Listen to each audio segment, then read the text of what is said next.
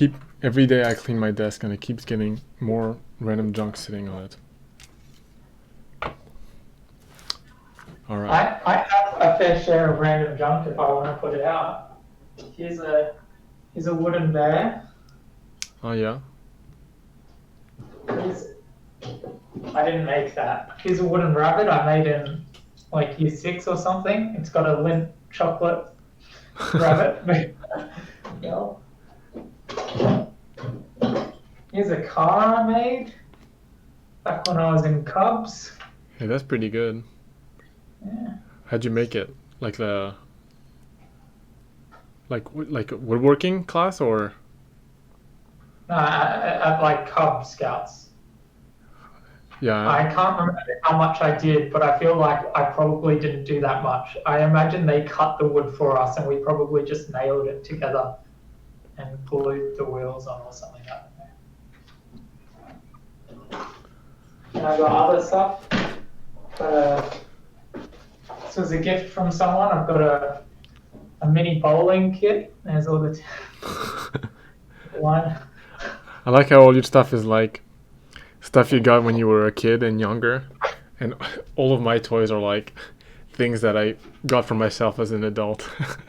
some Star Wars figurines from some one of those board games where you're meant to buy more figurines to be able to actually play it seriously. Classic Star Wars board games. Yep, classic monetization scheme. Yeah. Then I've just got books. And then I've got computer crap. Yeah. I've got books, liquor. That's a Zaku from Gundam. Oh yeah. M1 Abrams. There's a Fallout, like a Vault Boy bobblehead. Yeah. That's a Gintama. That's Captain America in the box at the back there. And bunch of Lego junk and like John Wick's car. Yeah, all my toys are in the garage. I bought the vacuum cleaner the other day. Oh yeah. That was an exciting purchase for me. I felt really guilty for spending $100 on a shop vac. I've got these guys that are lying down because I'm always worried about dropping them because they're not super stable.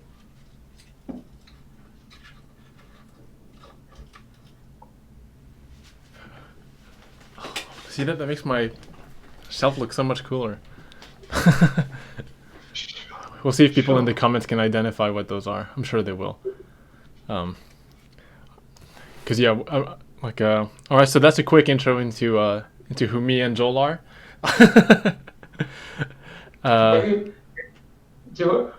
So we got some feedback about introducing ourselves at the start of Altacast, so that might be a good start. Yeah. So like they brought up a valid point. I think that not everybody is like really a part, like a close part of the community, so they might not know who we are. Yeah.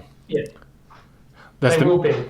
Yeah. So we gotta hook people in. So go ahead. Like I guess give yourself a quick intro. Oh, I'm first. Okay. I'm Joel. I'm the lead programmer. I'm not in all these Altacasts, but I'm in most of them. I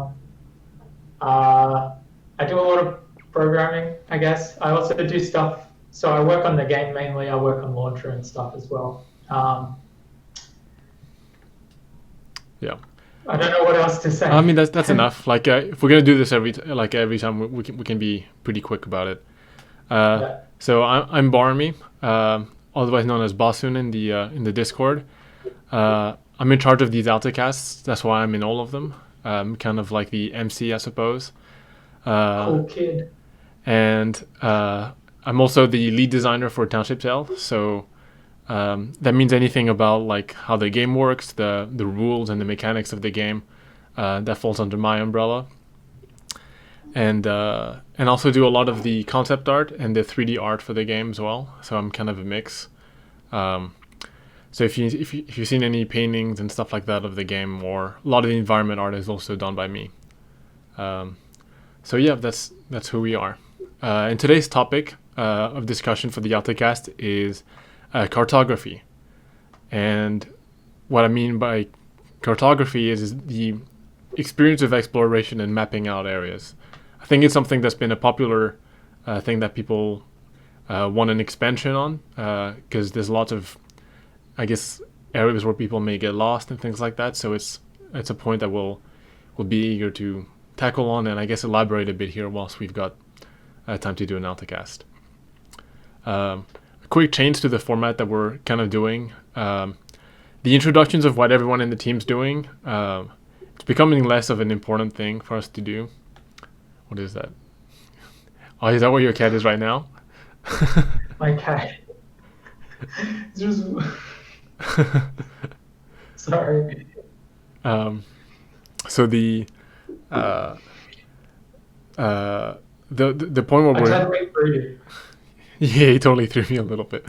When we discuss what everyone on the team is doing, there's not too, that doesn't change too much. And it's kind of boring and not always interesting to listen to. So we'd rather kind of, I guess, skip past that point. And if there's something interesting that we think is worth bringing up, something that we know will excite people rather than bore them, then we'll mention that. But otherwise, I think we're kind of gonna go through that part, and it'll give us a bit more time on the main topic.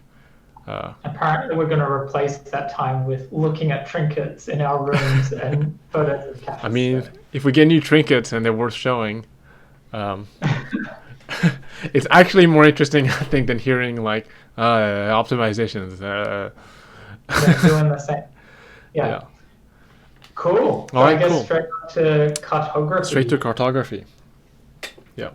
So I've got a document here. Oh, that's right. You were drafting something a while back.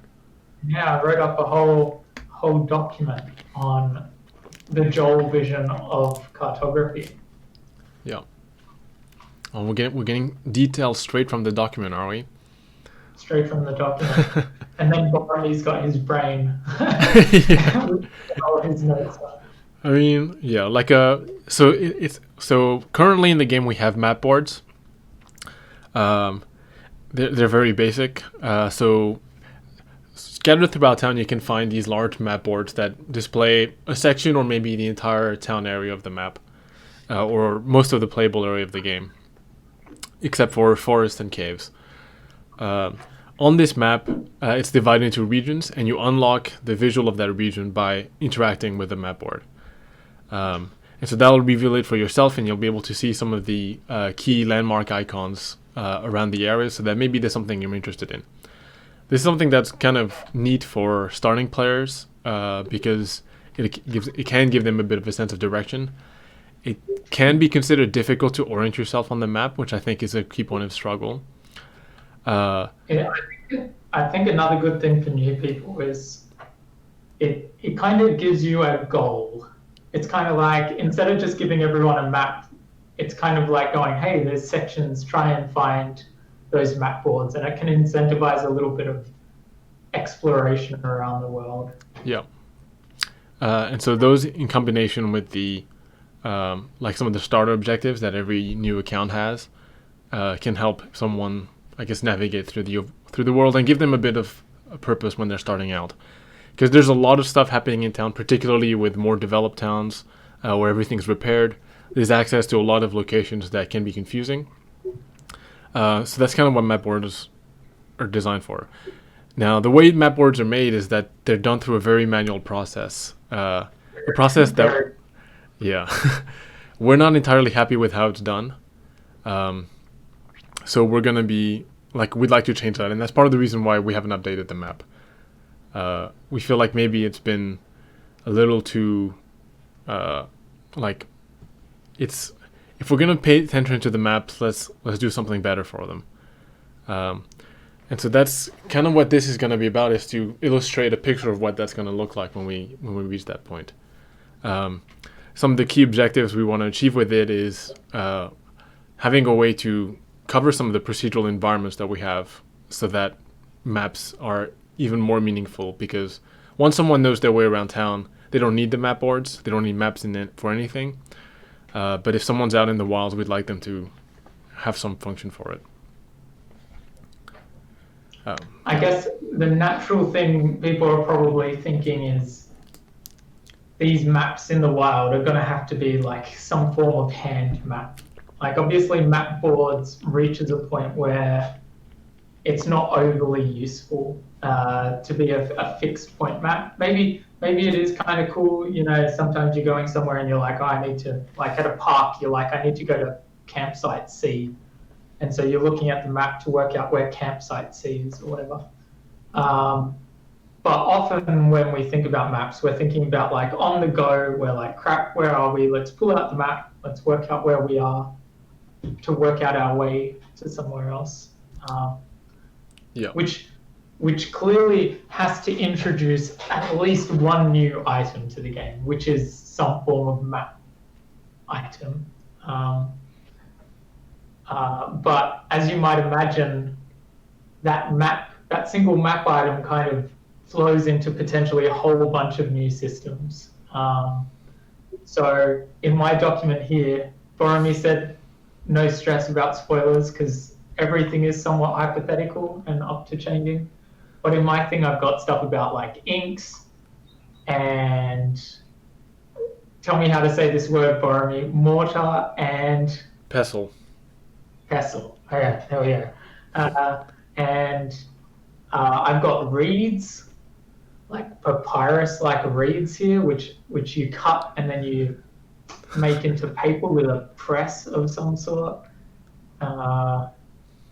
Mixing with some water is what I say here. But then, to me, one of the coolest things about cartography is if it's not a passive experience, but quite an active one.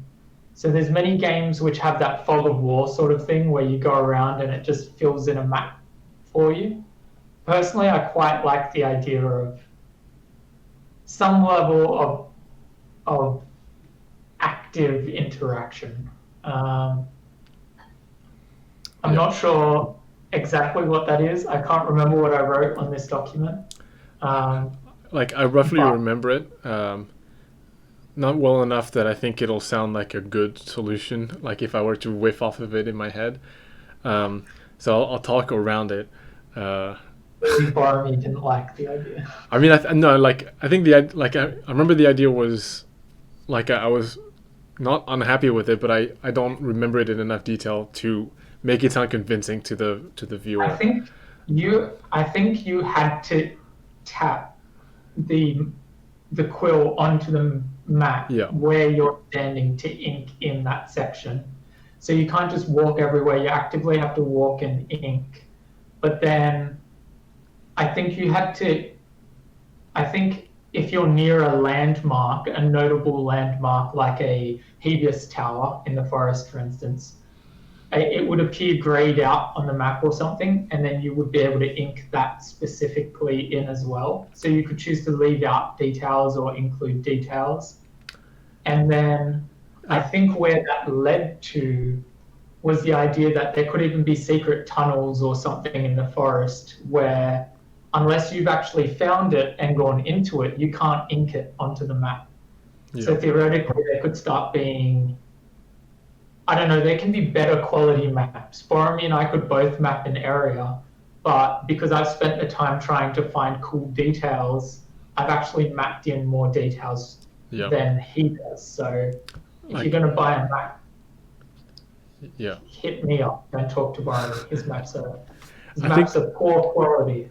I mean, on top of the poor quality thing, I think we discussed some form of maybe making maps that are not correct in terms of like the pathways that they provide. The nuances of that and how you can do something wrong, I think we're not clear on yet. But the more of a wide spectrum of like quality we can get with this, the more fun I think it is as a mechanic. Because then it's something that people can build skills of, and I know that. You know, whilst everybody kind of wants to be a blacksmith or a miner, there are people who kind of want these more abstract jobs like janitor or cartographer, like librarian and that sort of thing. just because it's kind of like a cool side gig that you can have that is more reliant on like your knowledge and your daily activities, which kind of, I guess, partake in your identity in the game. We've got we've got plans on how to make these professions more viable, I guess. Not necessarily by, maybe something like cartography could have a skill tree, but in general, a lot of these kind of fringe-like professions, it's a bit difficult to make a whole skill tree out of it necessarily, but there are ways that we can make it more viable or interesting.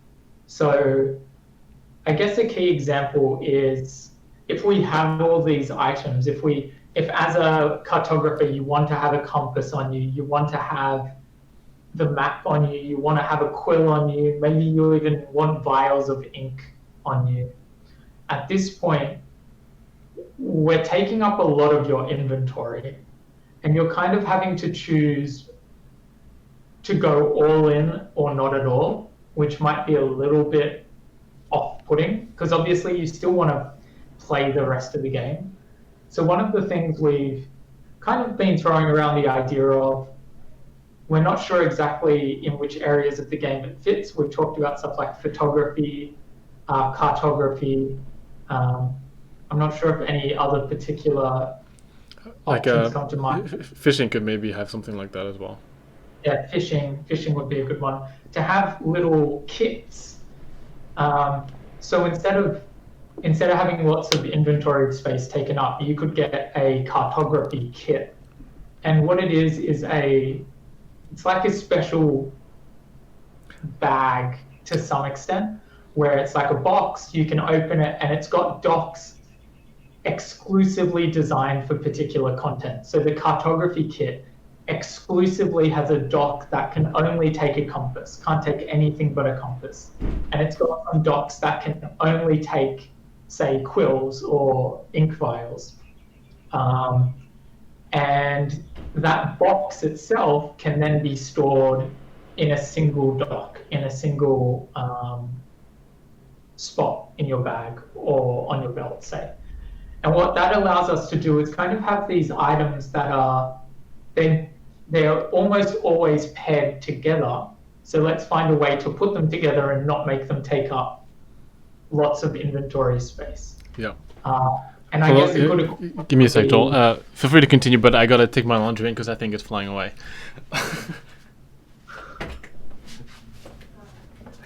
So,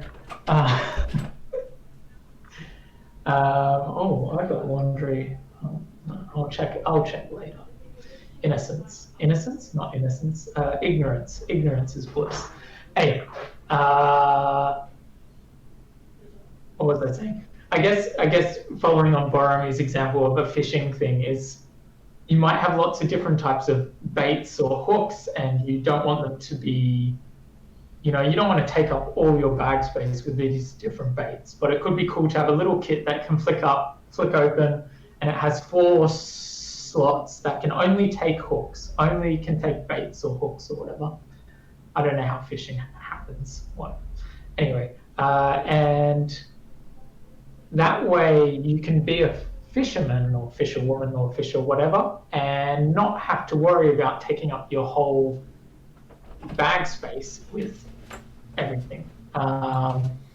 We've got, I don't know, it could be, we can thematically pair these things together. Like the kit for the fishing person can be a bucket, for instance. It doesn't need to be a box. It could be a box. I feel like people who go fishing still take little boxes of lures. Yeah, it's kind of like a toolkit type of looking box, I think, with like different tackles and things like that.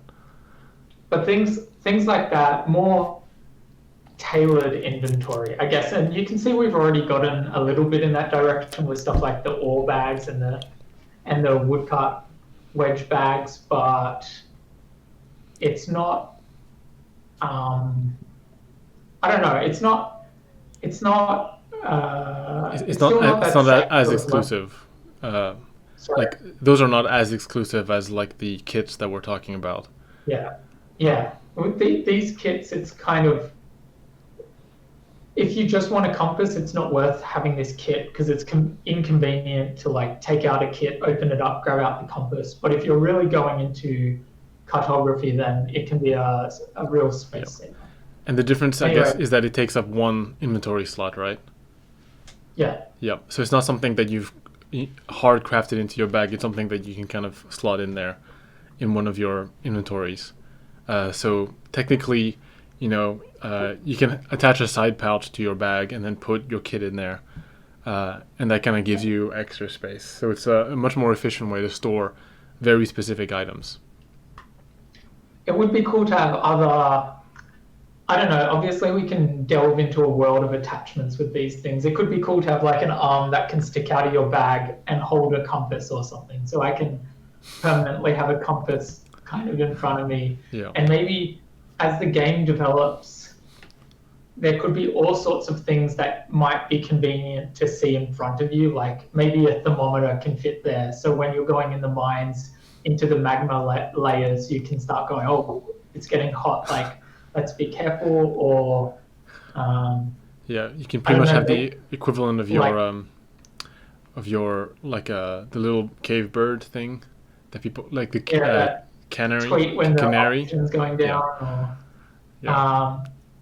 I was thinking like some sort of orb that could tell you when maybe it's paired with another orb, or maybe it detects a certain type of creature or something, and you have that in front of you, and so you're going around trying to, it's lighting up like a metal detector for not metal. So there's lots of ways that we can tie in those sorts of things as well. Yeah. So kind of sidetracking from the core topic. I mean, it would be interesting though, as like an idea that you could have a bag that's equipped with all these contraptions that when you put it on, it pretty much creates like a general game UI in front of you almost.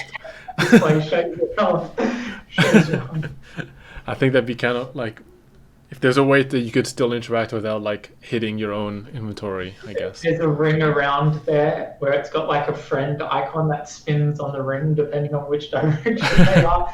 It has a little dial that's like 200 meters. Yeah, like, I mean, that's essentially like an extreme version of what A Township Tale's bag system, I guess, is kind of can evolve into. It's this extension of your character. Yeah.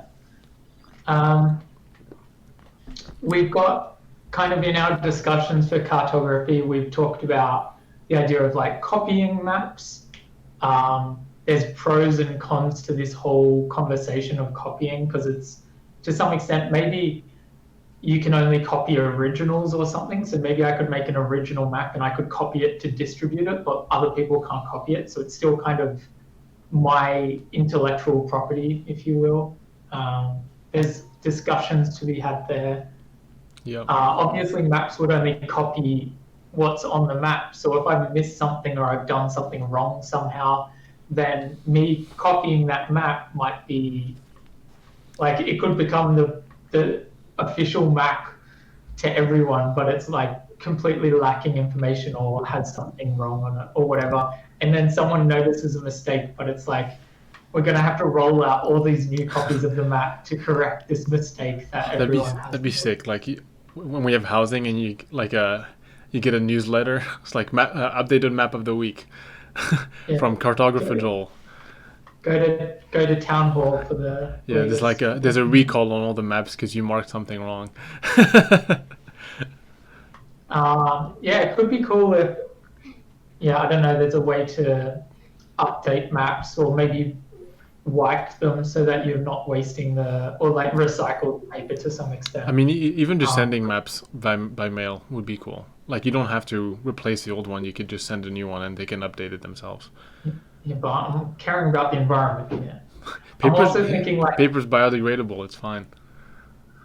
If these reeds or papyrus or whatever is quite rare or difficult, then there might be this incentive where it's like, we do want to put these maps out, but you all need to send your old ones back in so that we can like track them down and make new maps out of them. You could get you could get discounts from the printing company that will form if you recycle your paper. Yeah, sure. We've got well, I've got some quirky interactions here. Stuff like how I mentioned, if you're standing next to a Helios tower, it appears on your map to plot out. I've got with the spyglass, the idea that if I'm in the distance, maybe look at a Helios tower, maybe it for the next like 10 seconds or whatever, I'm able to actually plot it on my map, even if it was a distance away. So there's this level of like creating kind of, I don't know, I could set out some key points on the map or whatever and try and work with that. So like if you don't know how to get somewhere, but you want to move in that general direction, you could map out that Helios tower with your spyglass, and then it's on your map, and so you roughly know which direction you need to head in to access it. And later on, when you're like in the thick of the forest or something, you can reference this map to know that like, oh, I've like turned around 3 times, so I'm facing this way now, but I need to reorient. We've got, there could even be cool kind of features where maybe the map actually knows exactly which Helios tower that's referencing. So there could be some extent of, I don't know, some sort of mechanics that allow us to maybe look at something and then highlight it on the map to know which one it's talking about. Stuff like that. Like we can have an ink concept, but then still make it a bit more magical and game-like. Things like being able to mark things on the map so that instead of black ink, they now appear red. And I could undo that later, but like just helps me like pull out my map and quickly spot that place I was pointing to. Another whole realm, which I think is pretty intuitive next step for a lot of people, is the idea of treasure maps. The idea that these maps can actually lead you to, you know, the long. There's been a spider hanging outside a big spider hanging outside my window for the entire Altacast. The wind is making it. Oh. Anyway, sorry. Treasure chest. So you can find the long lost treasure of the great pirate Bosun, and you follow. And these treasure maps, there could obviously be 2 types. There could be one which is kind of pre-placed in the world by us. The obvious problem with that is it's not really a. Maybe there could be 1 or 2 that kind of progress the story of the world, but I imagine a lot of them might be procedurally generated. So you get a map and it spawns in a treasure somewhere in the world, and the map directs you to that treasure somehow, and you've got to, you know, find your way. Maybe find multiple pieces of the map to piece it together to get to the end. Yeah, I mean, yeah, the treasure map could show like a kind of a low detailed version of the surroundings of it. So if you have lots of maps of the world, you can try and kind of do like a image match. Like a cross check. Yeah, kind of like a cross reference to try and figure out like, oh, there's this kind of L-shaped path here with like a tree and a rock. Maybe I can match that to something in the town. And maybe there's multiple things that look similar to you, so you send out scouting parties to go find it. Like I like the idea of it being used as like a large-scale operation as well. I've got some stuff here about like being able to maybe copy them. Maybe that spawns multiple copies of them, so it's a bit more of a race. Maybe not. Maybe we want it to be like a personal, only one map for treasure maps, yeah. But then I imagine the dig site would be completely hidden. There would be no signs of treasure there. So it's this, like you could walk around everywhere with a shovel, but maybe even digging the first like 10 digs don't show any signs of progress. So it's this idea that it's like, unless you're literally digging every square inch of the map for like a minute, you're not going to find this unless you actually had the treasure map for it. Yeah. Which I think would be such a cool feature that there could be this treasure in the middle of town that just no one knows about, because no one's thought it's a good idea to stand in that random spot and just dig the ground.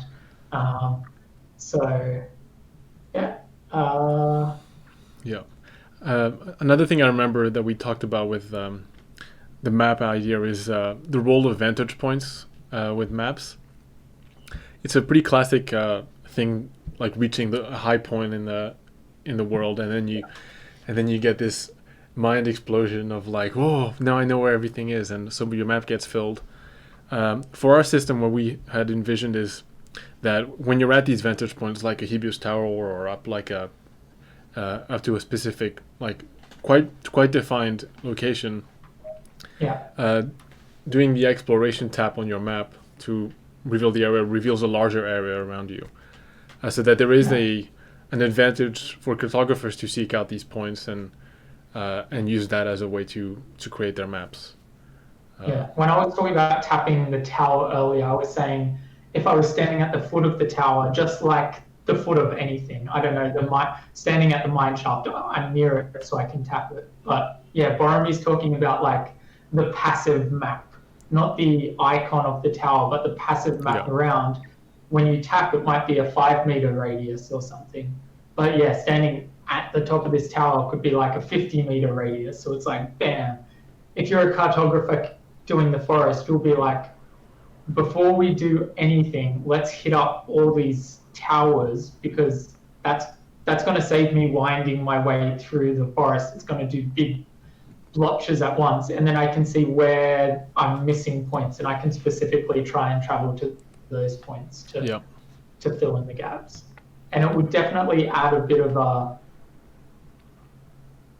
I don't know, like more of a progression, a smart, skillful way of going about things.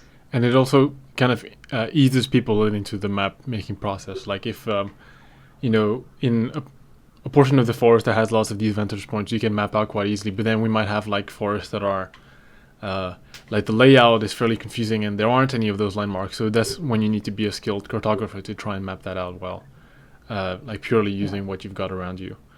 So it's a fun part of the, I guess, exploration experience for map makers.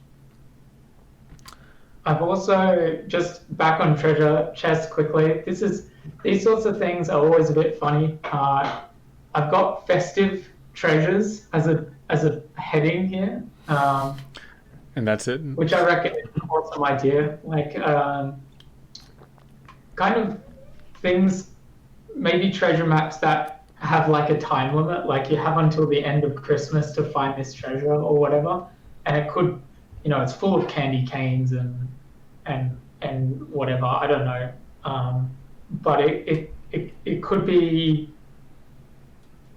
a sunken present or like those sorts of things that could, like, for Easter, for instance, we could have treasure maps to eggs or whatever, and they might not be dug up treasures, they might be just sitting there, or like just obscurely spawned around the place, but kind of fun other interactions that we can tie into maps that aren't necessarily digging treasures, but just it kind of acts like a like mini quests almost that are like event based, which I think is cool, and I think maps will tie a lot with some of the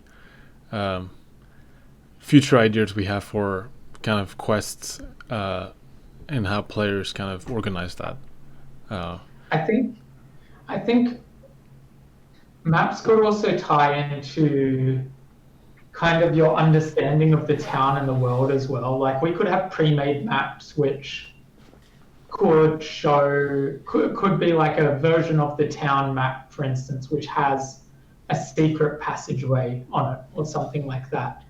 And you pull it out and at first glance you're like, oh, it's just a map of the town, whatever, like throw it away, nothing like it's not worth keeping. You can just look at a map board. Heck, you know your way around town. Like, and maybe there are copies of this map which are just copies of the town, so it's not useful to you.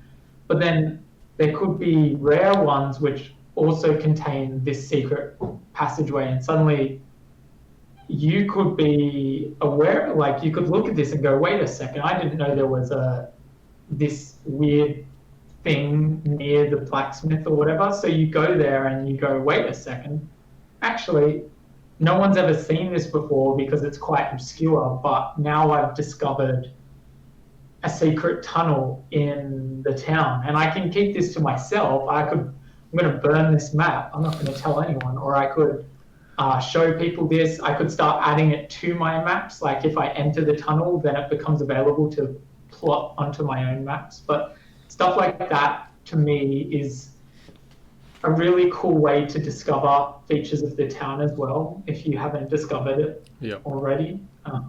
Kind of finding old artifacts of the town that help inform you about it, or kind of like how pages theoretically could teach you mechanics. If there's really obscure mechanics in the game, maybe you could find a page that answers that obscure question for you. Yep. All right, so I think that that does it for about time-wise on cartography. There's a lot to the experience and lots of new systems that can be introduced to the game that lead into it, which kind of can drive us into collecting more resources and becoming and expanding the town a bunch. So we're quite eager on it, and obviously part of the caveat with all this is for us to continue to fill the world, to make it interesting, and so that you can seek them out using these maps. And as that gets more and more complex, maps will become more and more important as part of your party's toolkit, I suppose. If you don't want to go into places blind. Yep. Let us know in the comments what you'd like to see from cartography, because obviously we don't say this enough.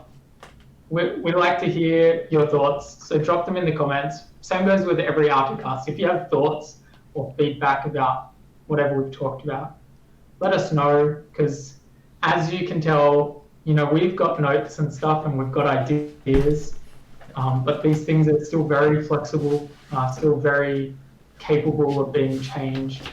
I should have worn my I've got to do it. Should have worn my Indiana Jones hat. Give me 1 second. I gotta go answer.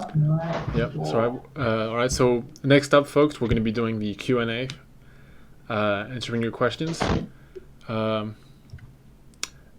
yes, we'll be back in just a moment. Thanks. All right, and we're back, folks,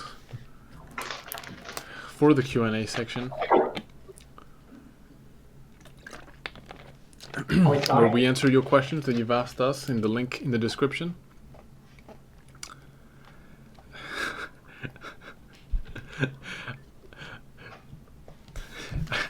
You're doing it on purpose, aren't you? I didn't know you were starting yet. I've been eating chocolate ever since you stopped. All right, well, okay, so yeah, we've got your questions here. We'll try and answer as many of them as we can. Some of them may have been answered before. So I recommend, if you've got the time, to skim through some of the old Altacasts, particularly for some of the more popular topics, to see if maybe they've been answered. You can check the timestamps provided by Vantage. But all right, let's get started. Joel, kick us off. Question number 1. Will we ever be able to view the descriptions for cosmetics we've already bought? The answer to this question is yes. Yep. The second question of when that is, I don't know. It's actually something I wouldn't mind looking into in my own time at some stage. I'm not it's the sort of thing that I think is very possible. Like, wouldn't require a lot of work, just requires a bit of changing in the launcher. But it's a good idea, and there's no reason it shouldn't exist. So, yeah. Okay.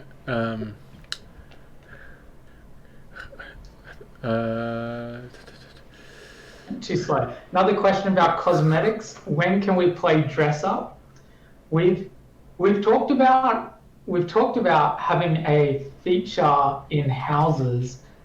I can't promise this will be possible, but we've talked about having a feature in houses where you can have some sort of mannequin or wardrobe or something, and maybe be able to quickly swap out cosmetics that you own. So it would be your own. It would be like a magical wardrobe. So when you open it,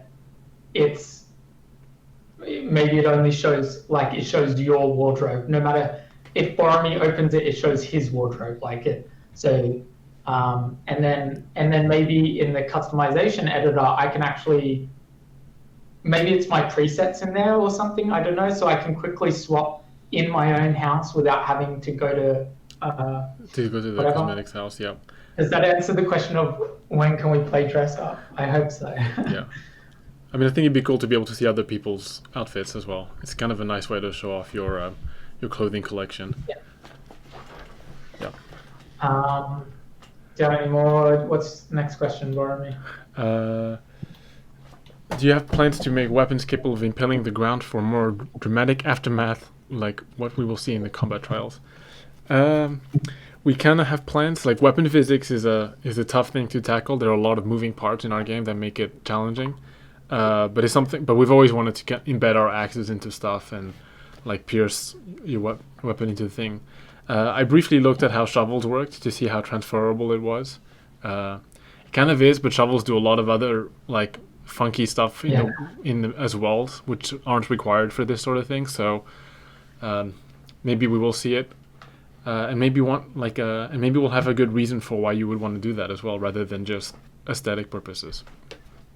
So cool. It's not off the table. Couple questions about house building in here. Will there be an ability to create basements with house building? The current plan is for that to depend on the plot. I think some plots might contain a basement. Yeah. As with a lot of things to do with house building, still a little bit up in the air, but we have what we want in our mind, and it's just a question of what's feasible and what's not.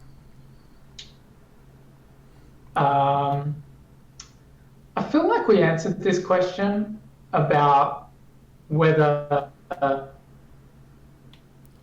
you go to a plot and it like summons in your house, or whether your house is permanently in that slot. The answer is permanently in that slot. Yeah. Yeah. I feel like we answered that already. But another question about houses dual ownership, maybe, or maybe it'll still be a primary ownership concept where you can add permissions for other people. It's a bit more likely that there'll be a single owner at the end of the day. Yeah. In case there's stuff like maybe if rent can automatically be taken from ATMs or something, I don't know, like it's a little bit cleaner. Yeah. We will make that line clear. Are there plans to add more / upgradable private storage? Housing is probably going to is the answer to that. A big upgrade. Yeah, big upgrade. Got a technical question. Sorry, I'm trying to find where your one was. A technical question down here. Why aren't item IDs static? I assume item, they mean entity. Why aren't entity IDs static and change every time the server reboots or a chunk unloads? Technical time with Joel, yay. The way our systems work is we send information for a whole bunch of entities constantly, like objects that are moving around or whatever.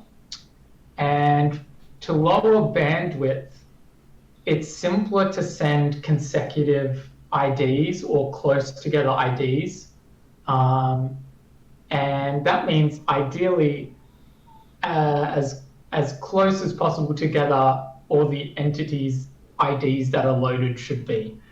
So if there's 1,000 entities loaded and their IDs only go from 1 to say 2,000, it's going to be much more bandwidth efficient than if those IDs spanned from 0 to 2 million. So what we do is we're constantly trying to keep them all clustered together, basically. Makes it a bit more performant. To answer the natural next aspect of that question, I hope one day to be able to tag entities so that I can have a long-term way of referencing them. So that as a server owner or even as a developer, I could do things where I say, here's an entity and I permanently want to be able to reference that entity even after it unloads and loads again. But no, you can't do that currently, unfortunately.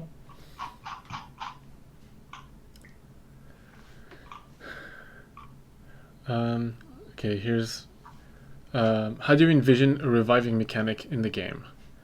So reviving is a really cool feature in my opinion. Like I love the idea of players cooperating in this way that they can help each other. It's a big part of co-op games like Left 4 Dead and things like that.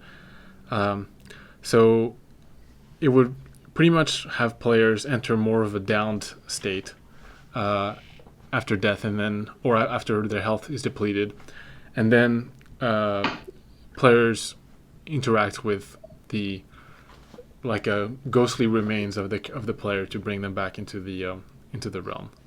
Did you add this question, Boramy? What, the reviving mechanic one? No. Yeah.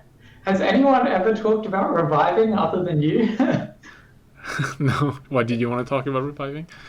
No, I'm wondering who's asking about reviving mechanics. Because I did not add that question. It's not a plan. Talking about wanting reviving in the game for quite a while. Yeah, so. It is something that I've been wanting because I think it's just nice to be able to do that for your friends. Be like, I need help, and then you've got to rush over and help them rather than like, oh, they died. I guess I'll take their stuff back up for them if I'm nice enough. It's got a couple questions about archery sort of stuff. We've got plans on adding different bow strings, ? Yes. Yeah, we do have plans for that. Different fletching options. That too. So pretty much a lot of the item content in the game you can expect that we're going to want to expand on. The things that hold us back on it are making sure that it serves the right function when we add something new. And the reason we haven't added tons more is because we don't want to.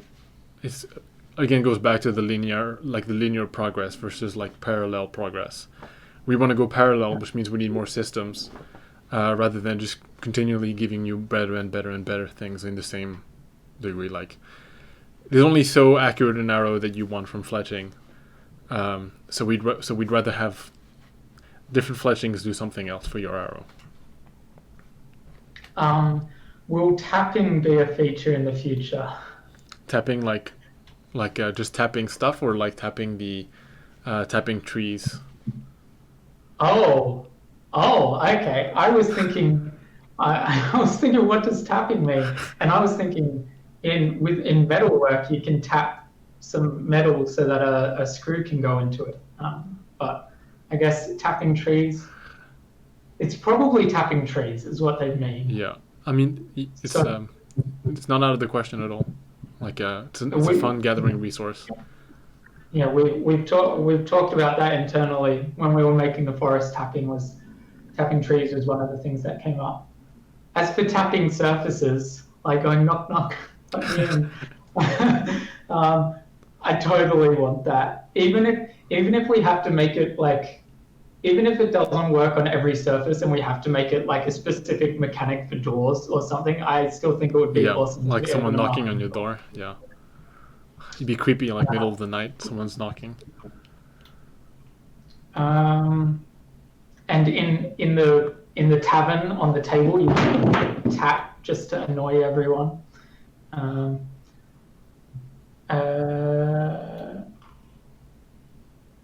Another house question about PvP toggling in your house. I feel like it's not out of the question for something we could discuss or explore concepts of. Like personally, I quite like the idea of some sort of totem mechanic where I can build up a totem, and maybe they're quite expensive to build segments, like it requires some extensive chiseling and magic and blah, blah, blah. But then I can build a totem pole which has an area of effect, maybe healing people nearby or reducing damage dealt to people within its area or something like that. Like personally, I quite like that idea more than simply flicking a switch on your housing settings or whatever. I'm not sure if Boramy has a lot of thoughts there. No, I don't. Like, I think it's something that can be explored. The like the starting versions of it will probably of the housing probably won't be too overly different with that respect. So it's not. It's kind of just a setting waiting to see how it plays out and if there's making sure it's foolproof in many ways.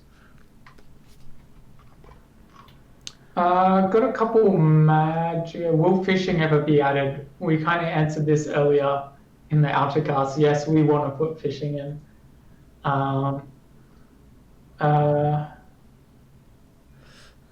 More detailed cooking. Yes, that's something we kind of want.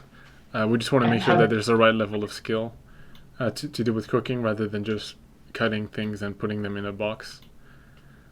So that's what cooking is waiting for before there's any skills or any kind of anything else.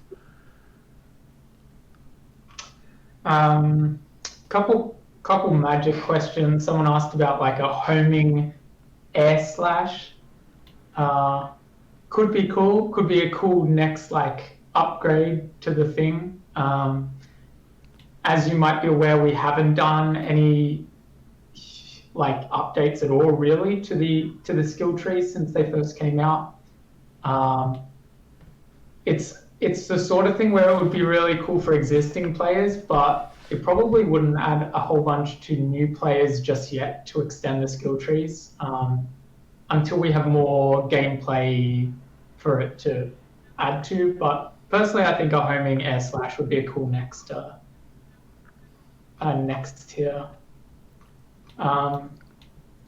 And someone similar to that topic said, will more skills come out with the combat trials or soon after?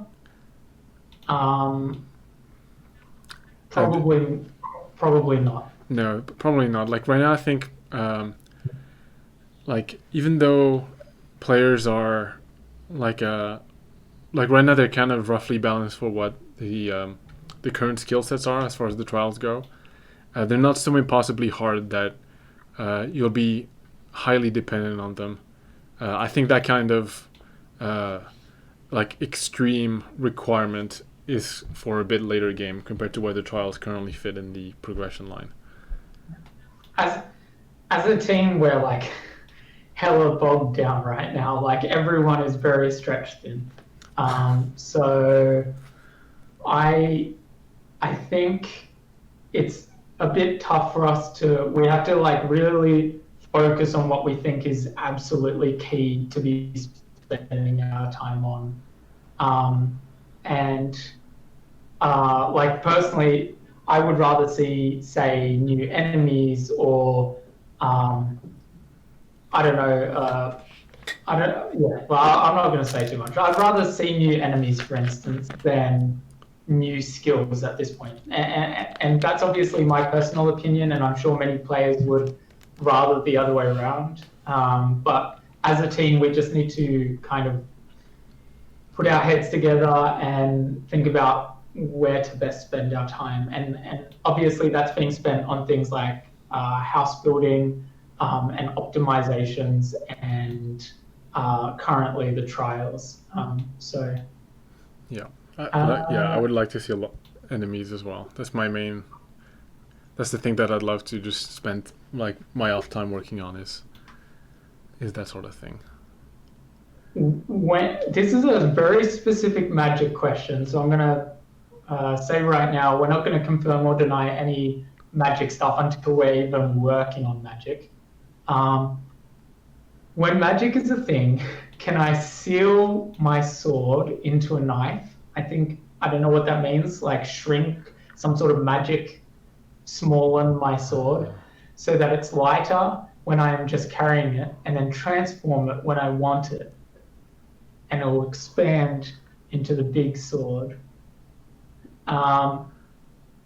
That specific thing, who knows? But we've done some, by we I mean Victor, back when he had spare time and did stuff like the camera and some other things. But he tested a mechanic where he could,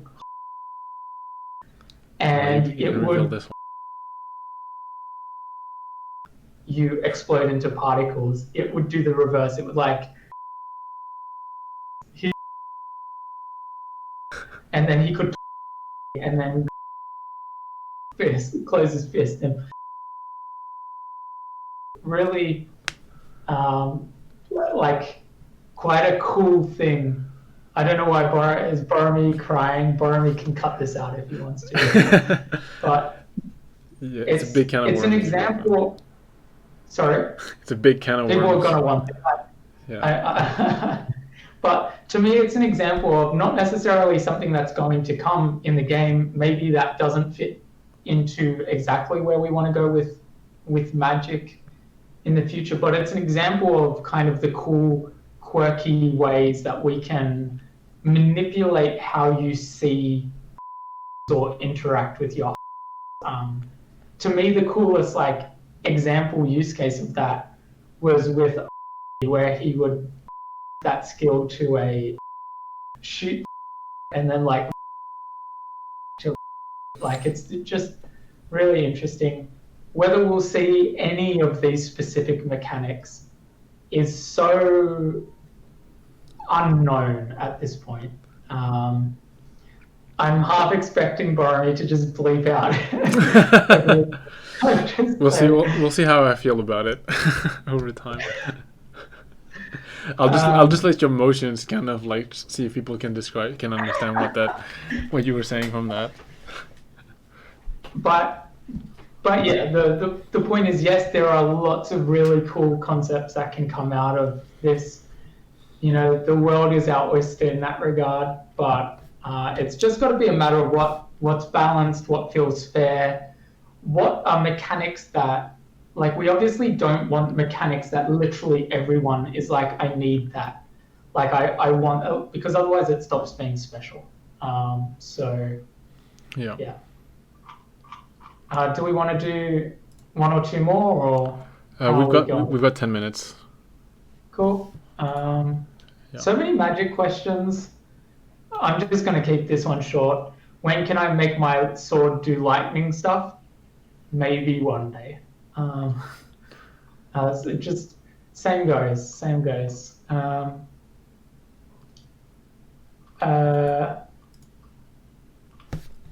trying to.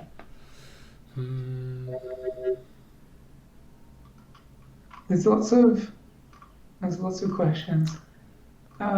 When will Joel be streaming more? You are streaming more now that you're back from I've been doing a couple streams brainstorming some Township Tale stuff recently. Next you can harass Boramy to do more art streams because I don't mind watching those too.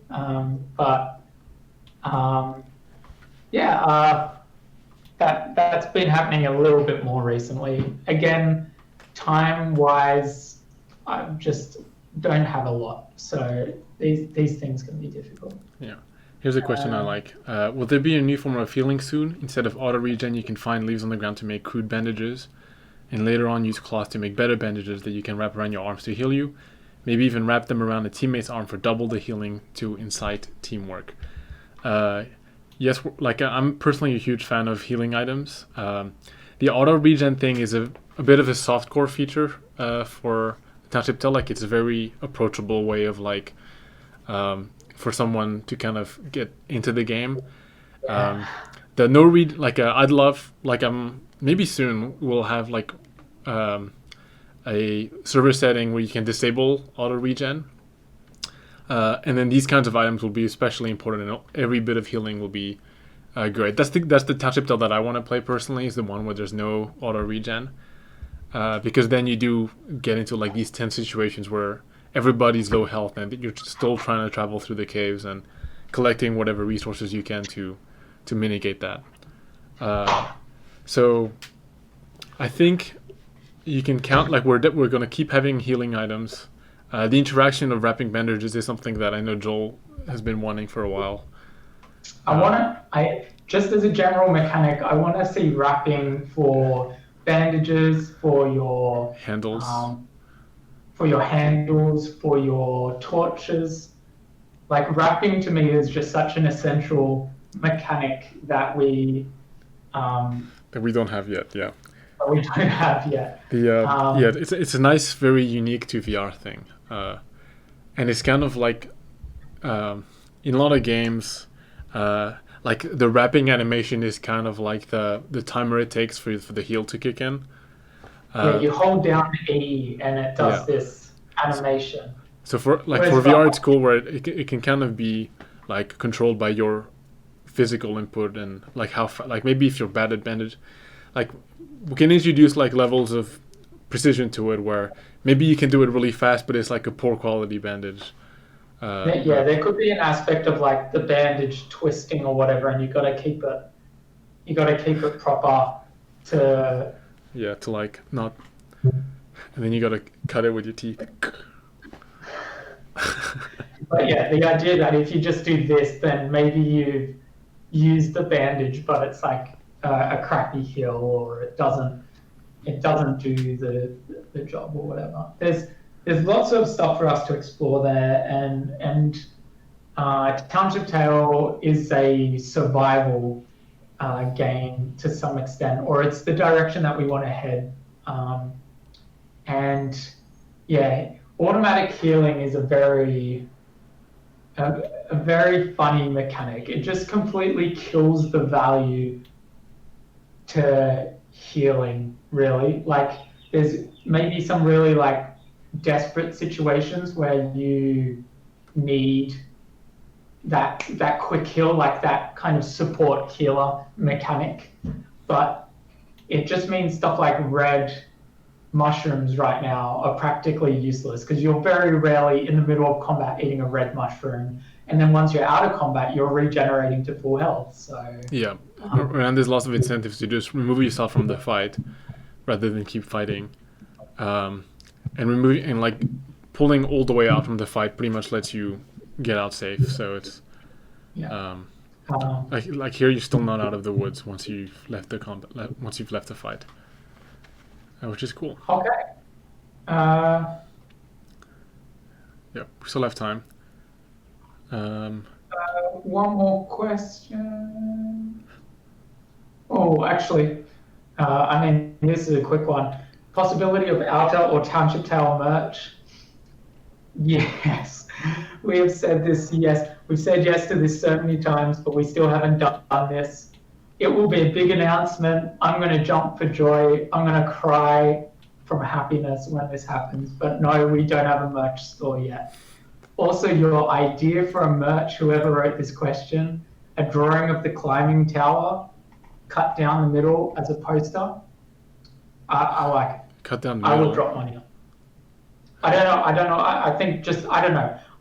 Like a cross section. I think they mean a cross section of the tower. Yeah, sure. I like the tower. I would love the tower on a t-shirt.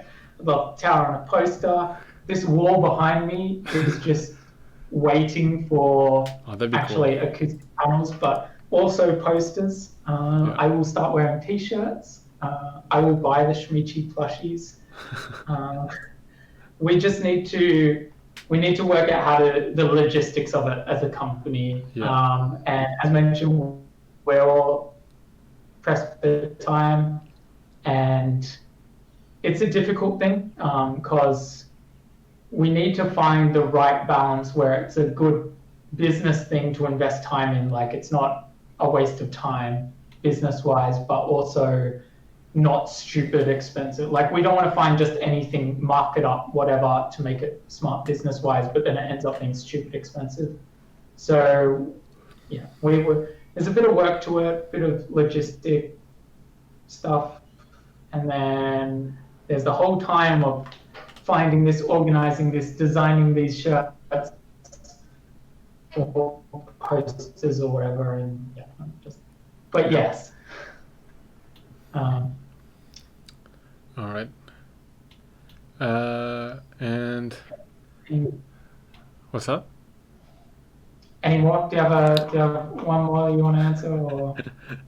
No, but I think we might be good because we went over a bit on the other one. But every time I read the one that's just an explanation of what urchins are, makes me laugh. It's like what are your questions, guys? Urchins, they're little balls of spikes. You can find them in rivers and water, and they're poisonous, and they can be used as traps. I guess that they obviously they want to see them in the game. But yeah, like urchins are great. When we have underwater exploration, you can bet that we're gonna have urchins in some way. Yeah. All right, so that about wraps it up for this Altacast. Thanks a lot, everybody, for watching. If you got more questions that weren't answered in this Altacast, or if you think it's a question that hasn't been answered in the previous ones either, be sure to drop it in the Q&A link below. And also leave us your thoughts on cartography. And yeah. Don't forget to like, hit the bell button in the corner. Okay, whilst we're doing typical stuff, Joel, I need you to give me a pose for the thumbnail. For every subscriber that this video gains us, Boramy is going to. Did you stop recording? No. Oh, okay. I thought Boramy was just letting me talk. Be an idiot. For every subscription that this video gains us, Boramy is going to look before he uploads, and then we're going to look when we upload the next Altacast. Boramy is going to give me $50. So. I need a pose from you for the thumbnail, Joel. Oh, pose? Yeah. What's the pose? Well, something cartography related. I've got a hat on, so I'm good. Oh, damn. I didn't know we were doing this. Alright, what's a good pose? Puddles, what's a good pose? Puddles. I guess to try and look like an explorer.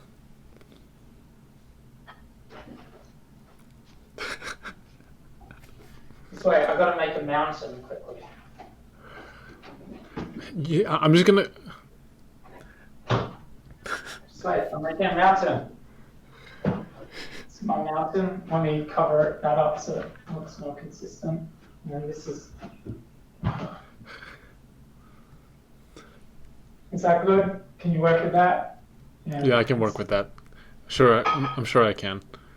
And just Photoshop the tower on top of the on top of my ground. You're asking me to do more work than I want to do. All right. Bye-bye, folks. See you, everyone.